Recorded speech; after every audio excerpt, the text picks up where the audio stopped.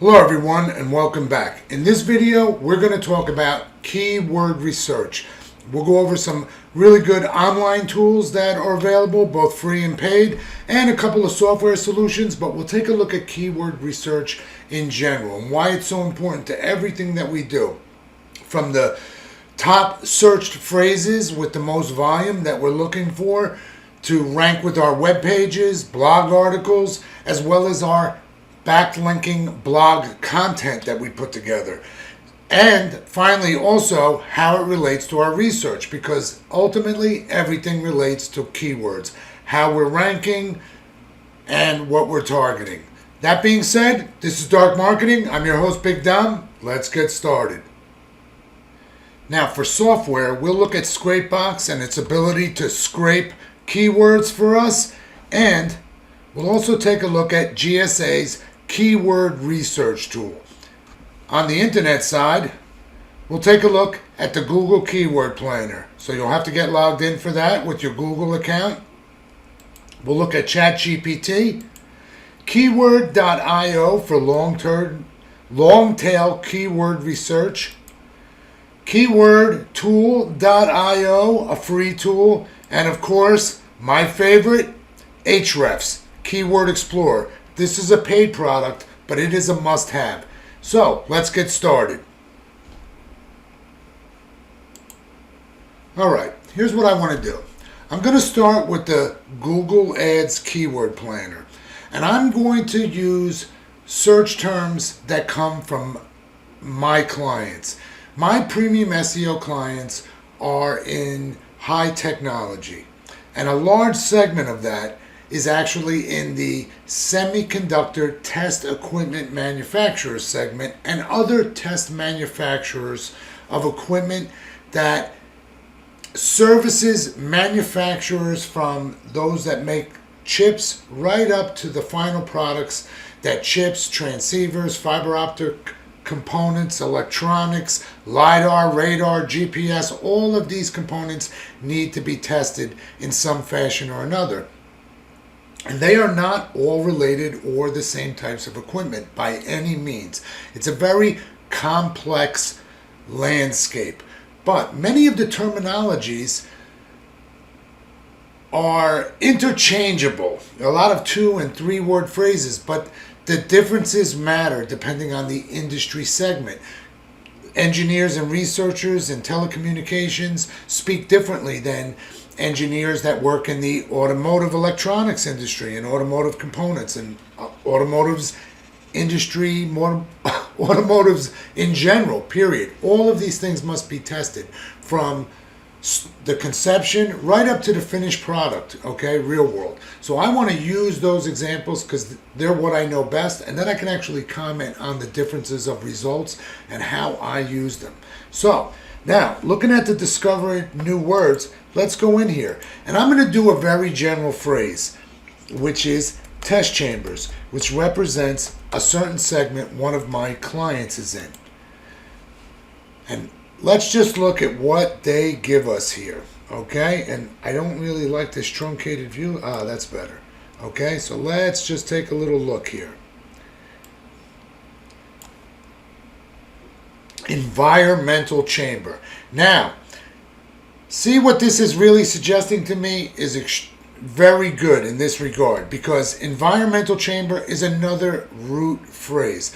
In my world, test chamber and root chamber and environmental chamber are very general. They represent 1,000 different types of chambers, and they get very specific. They all test temperature, hot or cold, or some cases both, but they also test other extremes when you're talking about environmental. It might be salt, fog, humidity, understand? It might also be radiation, RF microwave. So in a very straightforward sense, you see some nice suggestions here, and all of, or many of these phrases give me some really good indicators of what I need to be aiming my client for. And of course, what I do frequently is I will look to see and do actual search results, because one of the really great things you can do is, now let me take that search that test chambers phrase. And let's use another great tool, okay?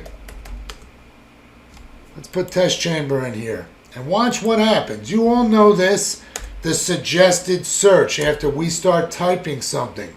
And you see how it changes? Because if I put an S, the whole scenario changes of recommended phrases. And oftentimes when you're on YouTube and you're watching other SEO pros talking about this, they tend to say to you, this is Google telling you what it wants. No, it is not telling you what it wants. It is telling you what are the most related phrases to what you are typing in that are most frequently searched for, not what Google wants, okay? Now, just to be crystal clear, when I say it's not what Google wants, because you'll hear that all the time, look, test chamber, but it's suggesting test chambers battery testing because that's something that I have searched for. And then, if I add an S, you see that the whole dynamic changes based on one letter. Not a lot of difference between test chamber and test chambers if it was really trying to tell us what it wanted.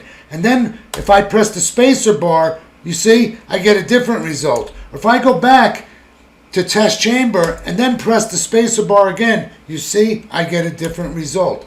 And even if I pick one of these, environmental test chamber, now I'm operating in another realm.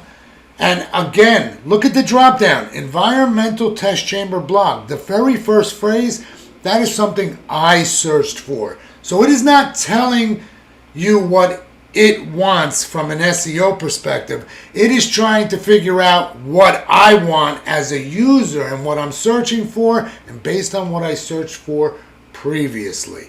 So this is a very important distinction so that you don't get caught up in that paradigm that so many SEO pros will tell you this is what it wants. Now that being said, this data that it's showing me in the drop down is still valuable. And what I'm going to want to do sometimes is I'm going to want to take some of these phrases and go back to my keyword planner and try to get some more specific data about it. Because one of the real good things they give you here is these average monthly searches, okay? And it says the average number of times people search for keyword in similar terms based on the month range. The location of your search, network settings, this information shows how popular, blah, blah, blah, blah, blah, okay? So, look at what they do here. You see how it says 100 to 1,000, 1K to 10K. Listen, there's a pretty big difference between 1K and 10K. And I can tell you from experience that when it says 1K to 10K, it's closer to 1K, okay? And why does Google present it this way?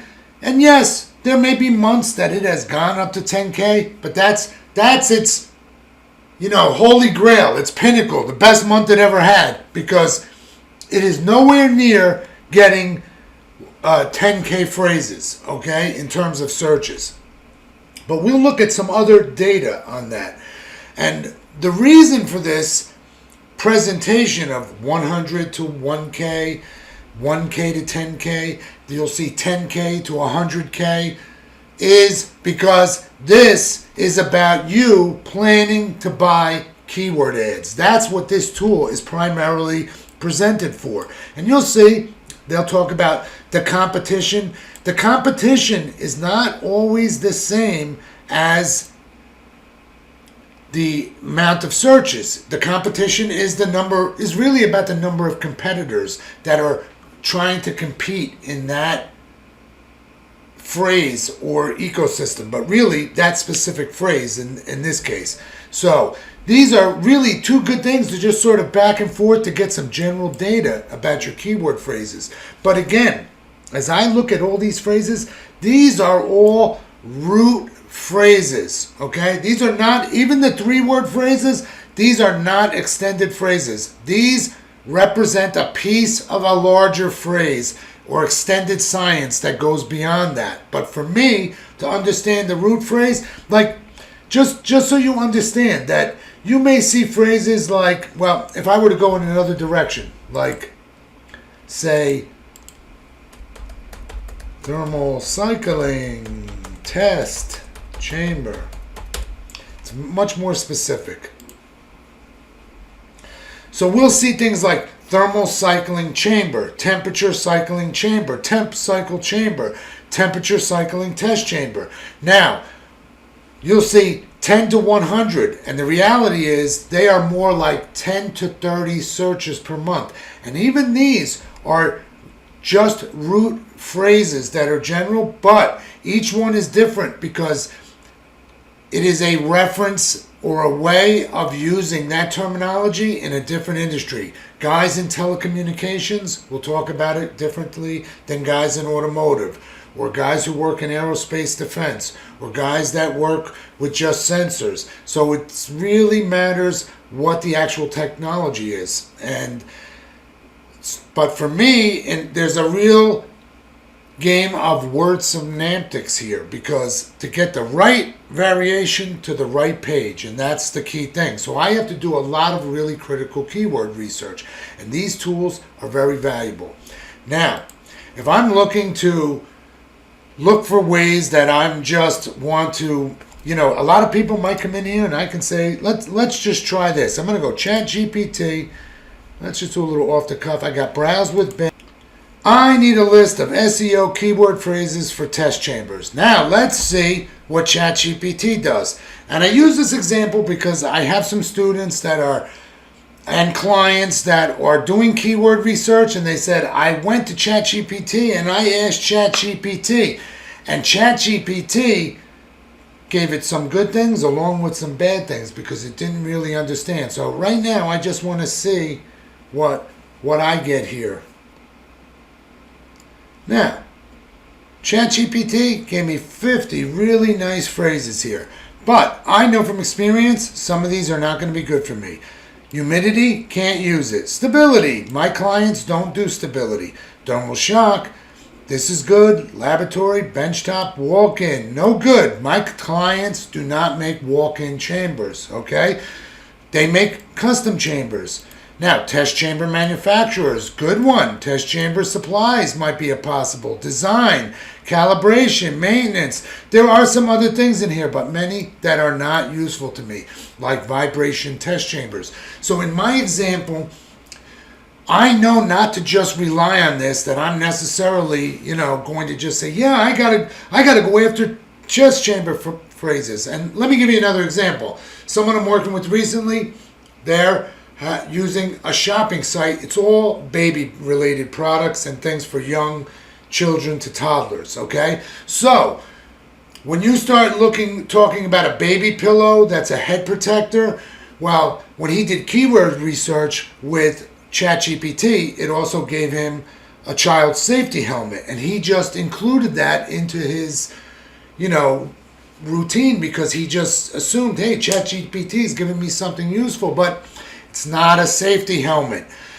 His other phrases might have applied if he was actually selling a baby safety helmet, but he wasn't. So you have to use your common sense.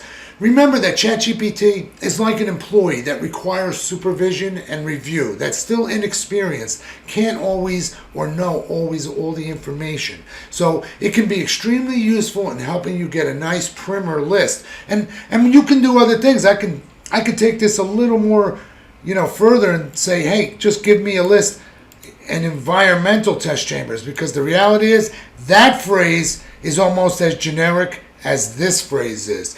But these go well beyond in their description, from things like small, benchtop, tabletop, mini, to medium size, large, walk-in, drive-in. You understand? Extremely, just the size definitions alone. And then when you combine it with the types of industries, the outputs, the other various capacities that they can perform outside of temperature, salt, fog, humidity, it's a brain game. So understanding your marketplace is kind of critical. Don't just rely on your keywords, but understand what it is you're really targeting, because that is what you really want to hit. And you want the phrases that really connect with the user's intent. So I will want environmental test chambers, but I'll be wanting to connect that with more specifics, like small environmental test chambers etc., etc. Understand? And this way, we're pulling together the large-scale generic phrase and integrating it in with the user's intent down to the smaller phrases.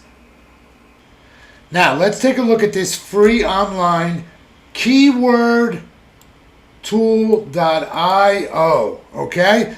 And let's take a look here. And one thing that's nice here is they also give you all these like platforms that you can check more specifically. But in our case, we're looking at Google. I'm going to take my same phrase, test chamber, and let's see what it gives us, okay? Now, under the free version, they block out a lot of this extra data, but in our general scenario, we don't necessarily need that because what we want to do is see what things it suggests to us here. And a lot of these, not really that great here. Look at this, some of these things, some good. Environmental test chamber, benchtop. See, more specific. Chamber test BOP. You know, airflow test chamber. That's a good one. In fact, wow, that's so good. I gotta save that for later. Hold on. Now let's remember that phrase because we're gonna come back to that in our examples because this is part of the process I'm trying to exemplify. Okay? Because at its core, there's always going to be these sort of root phrases that I want to know what I need to target in my clients' actual web pages and blogs and content describing their products. And airflow, that's a good one.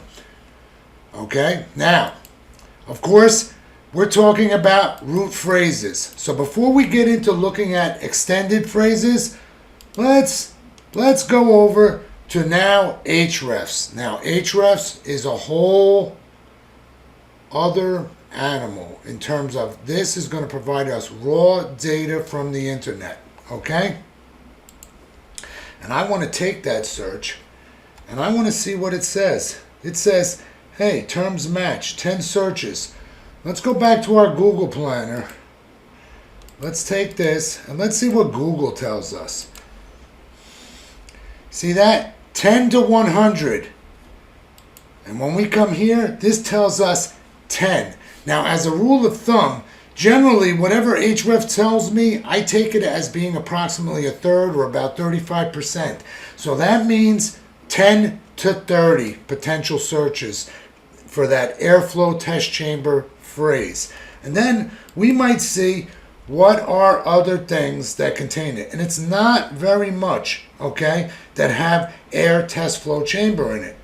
But let me take out the word airflow and let's do a search on test. Okay, we kind of jumped ahead because let's back up a second. Let's put it in here and let's take out airflow and hit search.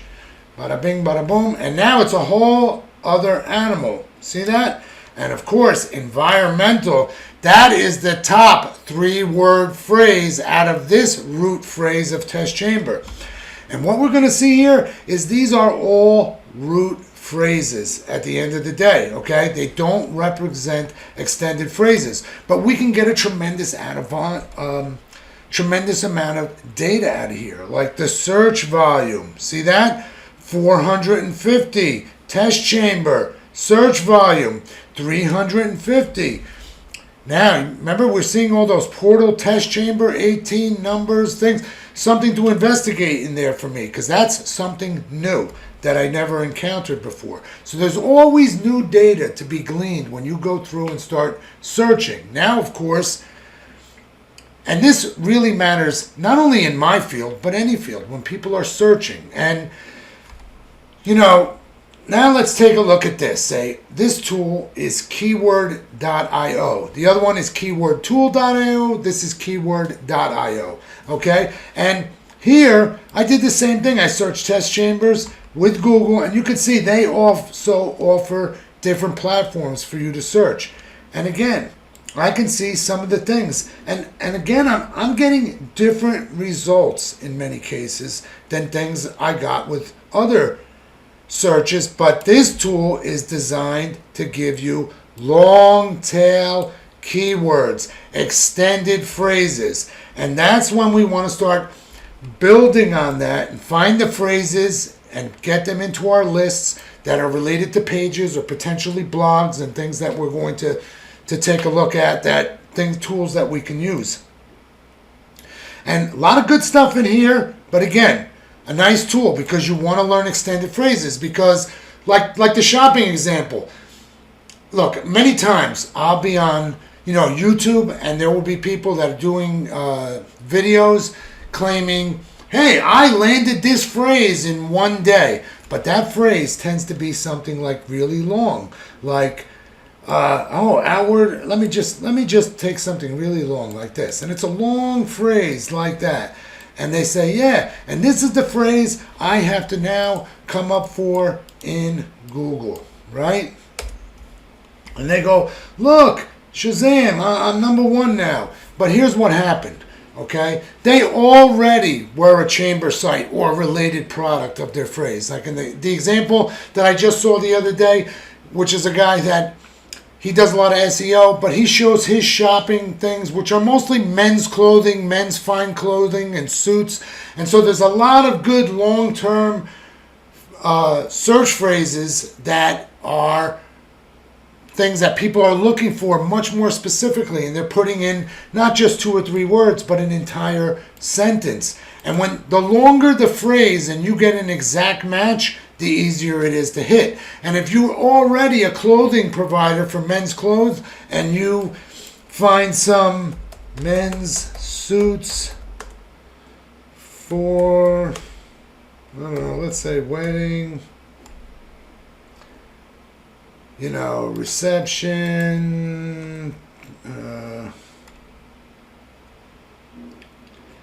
dark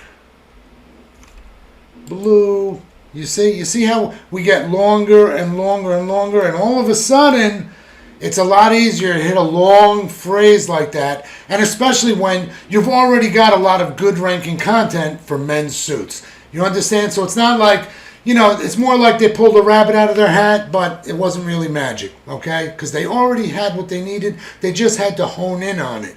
Whereas oftentimes when we're getting started, we need to understand what our root phrases are that we're really attacking for particular products and pages, and which ones are not related, so we don't try to jam them in. And that includes in our backlinking. Now, a very important thing that you can glean using Ahrefs is it goes far beyond. Whereas if I just were to look at the test chamber phrase, I can also look at questions. See that? And these are all the extended questions that get people search for.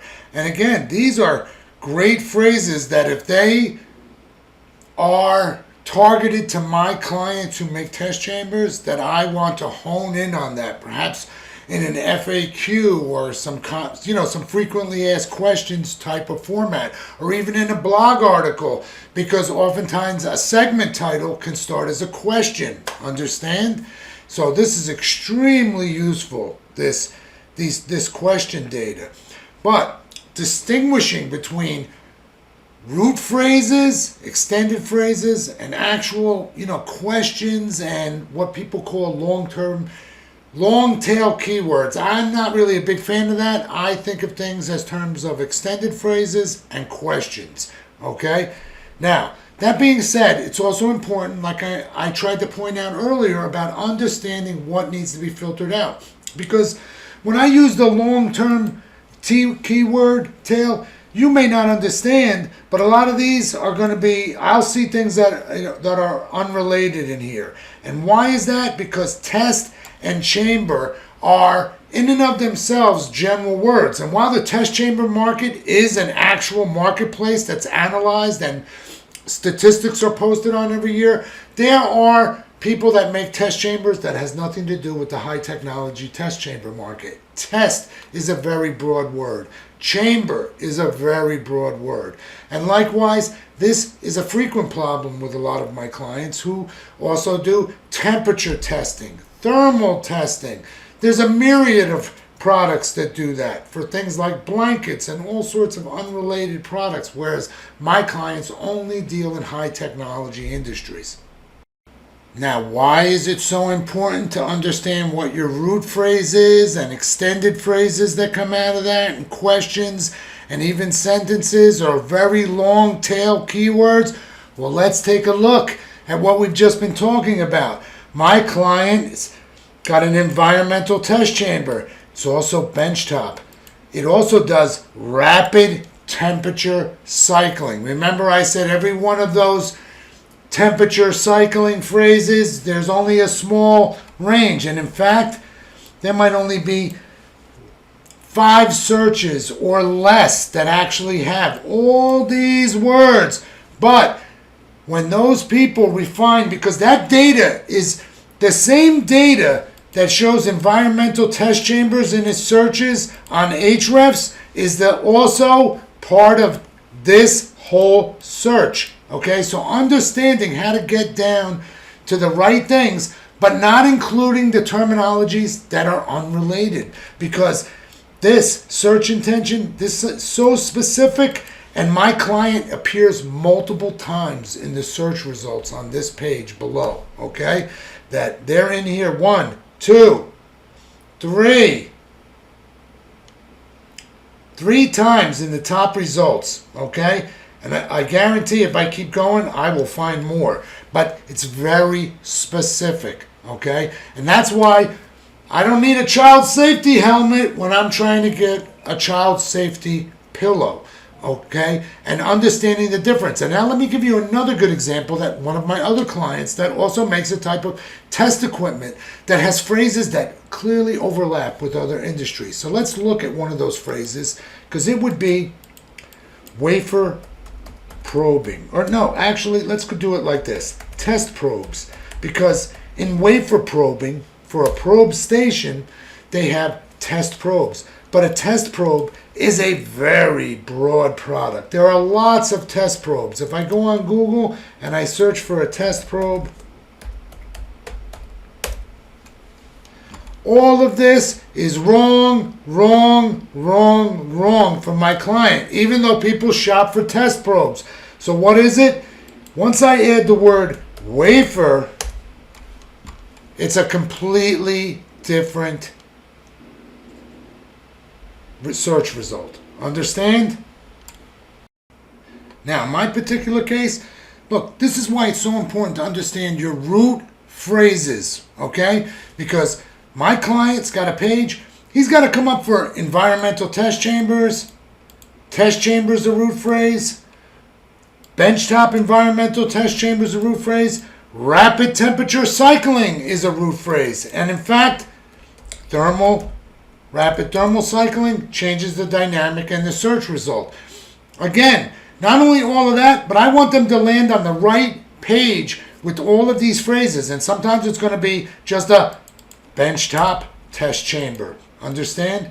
But see how it's trying to suggest things here? Because it knows these words are being used like this with rapid thermal cycling and benchtop. And furthermore, I want to bring those users that search for this to a page that talks about it with images about their industry. If it's automotive, there's automotive images with environmental extremes like snow, weather, heat. Understand? Likewise, if the phrase leans more towards semiconductor, I want them landing on a page that shows semiconductor imagery. Understand? So they know they're in the right place. It's more complex for me, but it's the same principle whether you're selling baby products, men's suits, or any other genre that has a range of phrases that you want to establish what your roots are, your extended phrases, and ultimately your questions and very long specific phrases that hone in on the specifics of that product.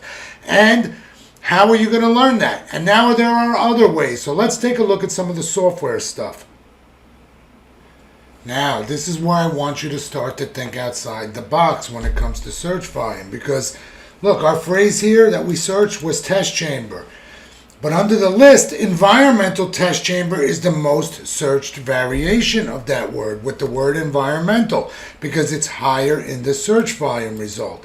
But let me put the word small in front of here. Small test chamber. Because there are many descriptive words to test chamber in terms of size that relate to small. There's small. There's benchtop, mini, tabletop, desktop, compact. Understand? All of these are used to describe small test chambers. But as it relates to the specific word small, look what happens to our search volume. You understand? And we're seeing some of the extended phrases, which are just like similar to the example I showed you here on Google. And this is important because even though the search volume is very small, chances are some of these are interrelated that I'm going to be able to capitalize on a few of them together. Okay? And ultimately, because this is so finely honed in its descriptive nature, that even though the search volume is small, if I get a user that's hitting this phrase or this phrase or this phrase, more than likely that's going to become a lead, that they are going to make contact because it is much more specific. And I don't need a lot of search volume. I only need 1 or 2 that month. And many months, it may say the volume is 10. There are many months it's 0. There's nothing there. And the next month there's 30 because the average is 10. Now, this is very important to understand for your SEO because these long phrases are often going to be your ultimate objective, should be your sort of end goal, because in your case, you know I'm selling a test chamber, so I want to come up for test chamber, and I do rapid thermal cycling, so I want to come up for that. But guys, in the real world, if I were to come up number 1 for test chamber, that would not benefit my client a whole lot because it's so general. There's over 125 manufacturers and there's over 1,000 chamber types. They would just, so while people often start off with a general search like test chamber or environmental test chamber, they never get to what they want from that. So they need to refine it. And it's not any different if someone's searching for a suit and they're really getting specific and they want the James Bond look and a short cuff and tighter waist or these certain descriptive things that become an entire sentence in describing what they're looking for. The person that captures that entire sentence and yet has the main root phrases of what people are looking for, that is talking about all of them. Benchtop test chamber, environmental test chamber, thermal cycling, the rapid thermal cycling chamber. Google's going to be able to discern that the search intent is very, it's kind of crystal clear when they get to this point. But what you want to do is take your starting point, root phrases, and connect them all with a big phrase or two that sits at the end of all of that. Okay? And this is all from the perspective of SEO, trying to discern what you want to target by search volume and what you want to connect with across the board. This ultimate goal grabs a lot of stuff. There's a lot of variations of phrases and sub-phrases in here that my client is coming up for. And of course, because I've also got similar things in other pages where it might be described slightly different, because in your websites, you've got to be talking about things in more than one place. Having a single, you may have various products that are related, and only one page is really about chambers, but you've got to talk about it in other places. You've got to have other variations. And of course, that happens for my clients under industry-specific pages. So understanding the fine minutia of how to try to connect this, but think about getting an ultimate objective, long descriptive phrase for your products, and then target those root phrases. And you're going to find those root phrases, a lot of them, they're going to be right in here, okay? Because I sell test chambers, well, I want to know what type of test chambers people are searching for and the most, and I can sort it and see which ones fit to me and build an entire plan to take that root phrase and get it to this long, what many people would call a long-term long tail keyword, but I really call it what it is, a very descriptive sentence. Now, if you have Money Robot has a keyword research tool, and it's actually pretty decent, okay? Because, again, test chambers, this isn't the kind of thing the average person is going to be searching for. It doesn't have the volume, the kind of things that most people are trying to come up in rankings for. But, again, we see a lot of good stuff here, a lot of the same similar things that give us the basis, our starting point, our root phrases or topic that we're aiming for, okay? So just wanted to throw that little Money Robot one in there, okay? Now, when we're talking about Scrapebox and we're talking about GSA keyword research, now we're talking about coming at it from a different angle. We're talking about scraping keywords to try to find sites, not to come up in SEO results, rather to try to find resources and sites that we want to crawl to gain contact forms, email addresses, or other types of information. So these tools are different in that regard. You're not going to use them for your SEO approach. You're going to use them for many of the other softwares that we outline on this channel. And so let's just talk about those briefly and how you're going to utilize those in your processes. So let's start with Scrapebox. Keyword scraper. Let's do cars. Because let's say I got something that's of interest or a website, something I need to contact or find out things that are related to cars. Maybe it's not everything, but let's find out. So let's do the same thing.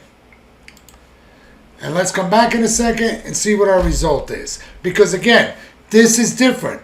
I want to go and find sites that I'm going to scrape for things that talk about stuff with cars. So I want to see what kind of phrases come up from this. Okay, I stopped this because I didn't need an infinite amount of results. But you can see all of the keyword phrases that it came up with here. And there's quite a bit of things. And there may be things that relate to me. Okay? And so what I might want to do here is put all these keywords back to Scrapebox, where I'm going to want to scrape websites with them. I can also save them to a file. Oh, transfer results to left side. That's what I'm looking for. Now I can take these keywords that I've collected and run this again and scrape even more keywords. And then ultimately, the objective is to pass them back here, because what I want to do is now find websites that relate to my phrase. Now, while cars was a very general thing, it might have been something more specific, whereas it's custom cars or some sort of detailing, or you sell tires or specialized or high performance this, that, or some other thing, whatever it might be. And so when you start to do something a little more specific, you're going to get even all these other things that it's finding in websites that show up in those results. And then in this case, you want to search for the actual websites. This gives you a much broader range of phrases to work with, so you can diversify. Because at the end of the day, the real secret to scraping websites is a good keyword list. There's nothing more important than that. And actually, even merging it with cities and states can really broaden you quite a bit in terms of your results. It will also increase your duplicates quite a bit. So these are all factors in that process. But understanding that, using a keyword tools in this fashion is different than the sort of keyword research that we outlined in the beginning. And likewise, it's basically the same with this GSA keyword research tool. So I'm going to make a new one, and I'm going to do the same things. Cars. Okay, very simple. I can put keywords to ignore. I might not be interested in antique. Okay, so now I'm going to go. Now, I'm not going to go into the setup and running of this software because it's more involved. It's a full GSA product. You have to configure proxies. There's a number of settings. But ultimately, it accomplishes the same sort of result for keywords that you're going to get with Scrapebox. So in that regard, these two tools will give you the same thing. Now, I probably at some point will do a separate video just for the GSA keyword tool. I don't use the tool regularly at all. In fact, I had to downloaded and installed the latest one because it had been so long since I had fired it up. But in any case, same type of result, same type of purpose. You're not using that for SEO. Rather, you're using it to scrape keywords to find other sources, other sites that you want to use those keywords to continue your scraping process. Because ultimately, what you would take out of here in the results, you're going to ultimately want to take them over here. Because although GSA, keyword research, has some other tools, has an article creator and some other features, so it's definitely worth a video, but it really needs to be done on its own. So, that being said, I wanted you to really understand the minutia of really doing keyword research, because just like I try to explain to you with other forms of analysis, looking at Ahrefs, you have to look beyond, deeper through the data, and understanding how to make connections. You know what your root phrase is. Learn to find the objective of a long tail keyword phrase, which should be more like a sentence that has all of your phrases in it. An objective, a real end goal that has a bunch of other phrases in there and or combinations of which that you're going to want to hone in on, both in your product page and ultimately your blog content. The other tool you're going to want to bring these scraped keywords to is GSA Website Contact, because if you don't have Scrapebox and you say you're using the GSA keyword tool, or regardless, you're using Scrapebox and scraping a lot of those phrases, and you want to scrape your sites inside GSA Website Contact, then you're going to come in here and set yourself up, set your proxies. We've covered this in other videos, but here is where you're going to want to add those phrases. And what you're going to have to do is import them from a file or from the clipboard. So let me just go like this. Select all, copy, come over here, add, import from clipboard, voila. And there is my phrase list to begin a scraping process inside of GSA Website Contact. See? So that is the other end of purposefulness for these types of softwares, to scrape keywords. But ultimate objective is to find keywords that are off the beaten path, or phrases that are going to lead you to websites that you want to contact with this approach. Okay? And that's it for this video, guys. As always, if you like this content, make sure you follow us so we get more great content like this. And don't forget to give us a like. Remember, if you need lists for GSA Website Contact, to visit us at darkmarketing.biz, where you can find lists for GSA Website Contact for affiliate marketing. And also remember, for all your professional backlinking and SEO needs, visit us at SEO-depot.com. That's it for this video, guys. Have a great day.